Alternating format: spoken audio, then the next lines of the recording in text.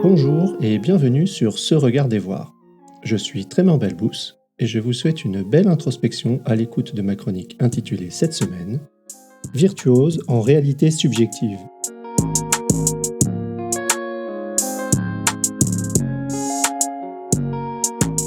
Virtuose en réalité subjective. Vous avez probablement remarqué, si vous avez lu plusieurs articles ou écouté leur version audio, que ma réflexion repose sur l'idée que nous créons notre réalité sur la base de nos perceptions et nos interprétations. Certes, je pense qu'il existe une réalité physique tangible qui influence significativement divers aspects de notre vie. Cependant, quand il est question de notre expérience du monde, de notre communication, de nos relations, celle-ci n'est que notre réalité. Dans certains cas, il nous est même impossible de voir autrement, alors que nous savons que la réalité est différente. Se regarder voir et se voir regarder est la pratique par laquelle j'essaie d'être conscient que chaque instant, histoire, choix, dialogue intérieur, sensation, perception n'est qu'une réalité parmi des milliers d'autres. Tout cela étant influencé et influençable à chaque instant par les conditions dans lesquelles je suis immergé. C'est une façon de rester curieux de la manière dont je crée cette réalité, de la manière dont les autres la façonnent et des interactions que cela engendre. Je n'oublie pas que ce regard n'est qu'une nouvelle interprétation. Ce regard est lui aussi une réalité possible qui émerge à partir de la configuration d'éléments liés à ma mémoire, mon contexte, des théories ou pratiques que je connais, etc. Confort et inconfort d'une carte du monde dynamique.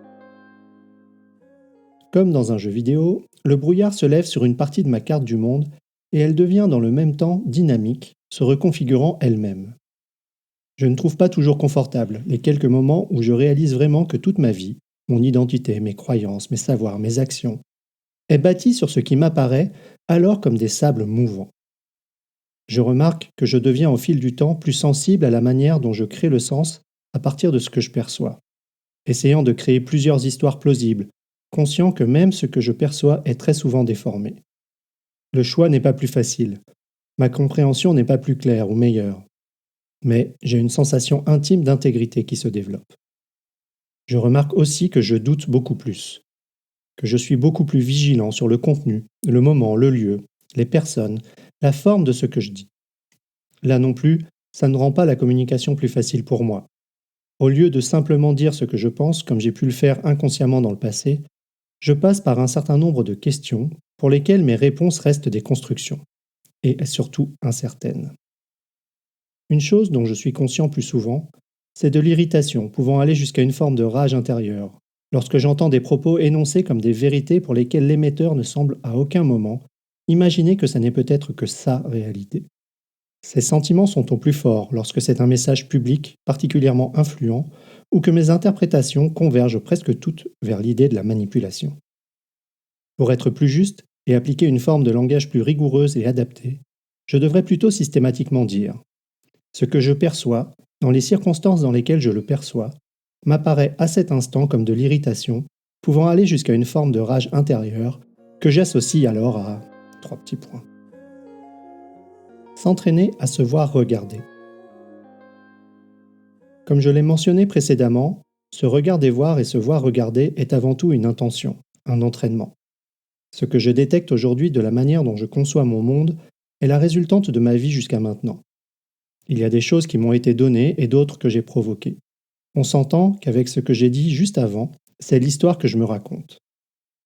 Il y a une part de chance, celle d'avoir bénéficié de conditions très favorables. Elles m'ont permis d'être en santé, de développer de la curiosité, d'accéder au savoir, de côtoyer des personnes qui ont soutenu et challengé ma vision du monde à chaque instant. Il y a une part d'intentionnalité. Cet entraînement ne visait pas toujours la prise de recul, mais y a parfois indirectement contribué. Lorsque j'ai commencé à travailler, je cherchais à devenir meilleur et fier de mon travail. J'ai alors cherché des mentors, des références pour progresser. En essayant de comprendre leur manière de faire, de penser, de traiter un sujet, j'étais stimulé à voir, penser et faire différemment. Mon seul but à l'époque était d'écrire du meilleur code avec une approche plus cohérente pour moi. J'ai appris, puis transposé, pour regarder d'autres types de situations sous plusieurs angles et constater que cela pouvait m'être utile. Dans les 15 dernières années, j'ai eu une démarche intentionnelle plus directe qui a émergé de mon besoin et de mon envie de mieux saisir les dynamiques humaines, individuelles et de groupe. Dans certains articles précédents, je vous ai invité à des exercices réflexifs. Ce genre d'exercice est un des piliers pour moi. J'en ai même fait le titre de cette plateforme. Se regarder voir et se voir regarder. Différentes formes de méditation sont aussi particulièrement importantes pour apprendre à distinguer et prendre une forme de distance par rapport au flot de notre pensée, à notre perception. J'essaie de pratiquer le plus régulièrement possible, même quelques minutes. Notre perception étant en lien direct avec notre participation dans le monde, les activités somatiques permettent de développer une conscience nuancée de notre corps et sont aussi fondamentales. Étant donné que nous bougeons tout le temps, le faire en conscience plus souvent est une façon simple et économe en temps de s'exercer. Je me suis aussi intéressé de plus près à différentes théories qui tentent chacune de percer les mystères de notre conscience, de notre expérience propre et unique du monde qui nous entoure, de notre communication. Comprendre qu'il existe de multiples théories complémentaires ou opposées permet de se confronter au doute. Me rappeler que même la science, parfois érigée en référence absolue aujourd'hui, a connu des revirements spectaculaires, me permet d'entretenir un doute curieux qui aujourd'hui me semble sain. La dernière chose qui, je crois, contribue significativement, c'est la curiosité. C'est, d'une certaine manière, garder notre âme d'enfant, avide de comprendre ce qui se passe, comment et pourquoi. Comme bien souvent, c'est l'accumulation et la répétition quotidienne qui transforment jour après jour, directement et indirectement, consciemment et inconsciemment, la manière dont le monde est perçu et interprété, et la manière dont j'y réagis. Il y a à tout cela un côté libérateur et déstabilisateur. Être humain, c'est peut-être marcher sur ce fil en tentant de garder notre équilibre. Quelle est la réalité que chaque personne crée à partir de l'interprétation de cette métaphore ?